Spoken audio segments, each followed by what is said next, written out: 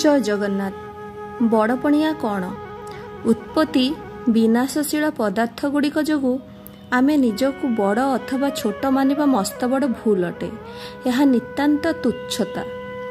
निजको छोट और अन्य को बड़ भाविया ही प्रकृत बड़पणिया। निज बड़ अन्य को छोट मानिबा अत्यंत नीचता अटे। जी अन्य को बड़ मनीष कर दिए प्रकृत से ही बड़।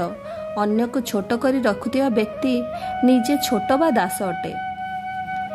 धन जमीबाड़ी घर द्वार इत्यादि जड़ पदार्थ जोगु निजको बड़ मन करिबा वास्तव में बुद्धिभ्रष्ट हेबार लक्षण। सांसारिक पदार्थ लाभ करी जे निजको बड़ मन करे सेही सांसारिक पदार्थ समूह ताको तुच्छ करि दियंती।